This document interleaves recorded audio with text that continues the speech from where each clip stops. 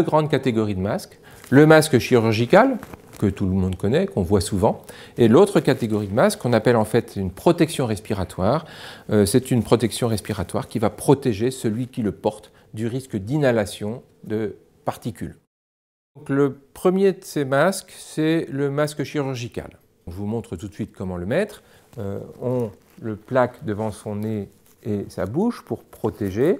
On pince bien l'arête au-dessus de l'arête nasale, la lame de métal, et on installe une lanière en haut et une lanière autour du cou. Voilà, le masque est bien positionné. Bien sûr, il y a une étape indispensable d'hygiène des mains avec une solution hydroalcoolique. Première utilisation, ça va être pour le soignant de porter un masque lorsqu'il va faire un soin à travers un PICC line.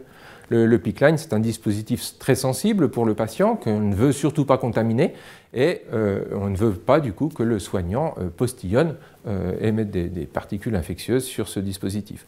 Deuxième utilisation, c'est tous les soins qu'on va faire à travers une chambre à cathéter implantable par exemple.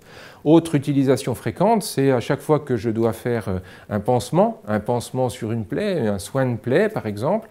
Autre utilisation, à chaque fois que le professionnel va faire un prélèvement pour hémoculture, par exemple, c'est-à-dire rechercher les bactéries qui seraient dans le sang du malade, bien évidemment, on ne veut pas que le soignant mette ses propres bactéries, ça fausserait un peu le diagnostic. Une autre situation très très importante où il faut utiliser ces masques chirurgicaux, c'est lorsqu'on sait ou qu'on pense que notre patient est porteur d'une maladie qui se transmet par les gouttelettes de salive. Les professionnels devront porter un masque pour ne pas recevoir les gouttelettes de salive contaminées sur le visage et sur les muqueuses. Alors ces maladies, on les connaît, hein, ce sont bien sûr la grippe, ça va être la coqueluche par exemple, ou une angine. Enfin, dernière situation où il faudra faire porter un masque par le patient quand on sait, encore une fois, qu'il est contaminé et on va lui proposer un masque pour quand il sortira de sa chambre ou quand il ira dans des locaux communs où il risque de croiser des personnes.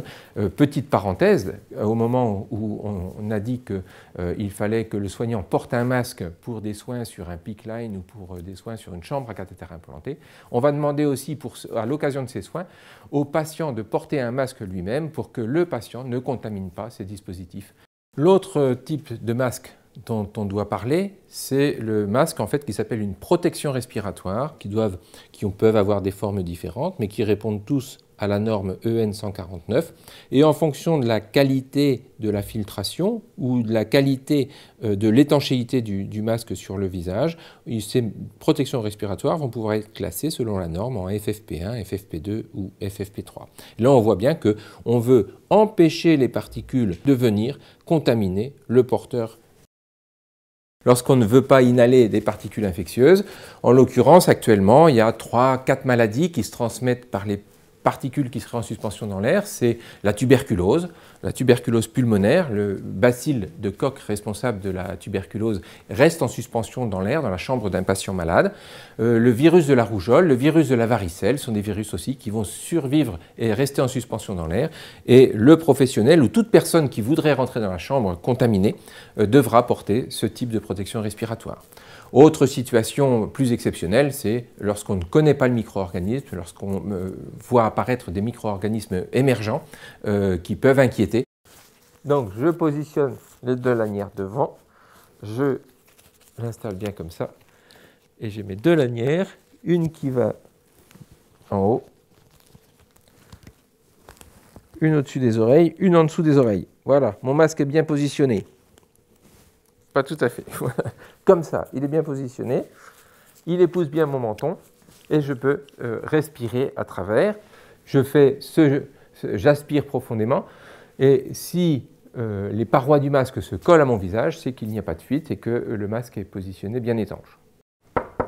Avant de rentrer, je porte ma protection respiratoire pour ne pas inhaler l'air contaminé. Bonjour.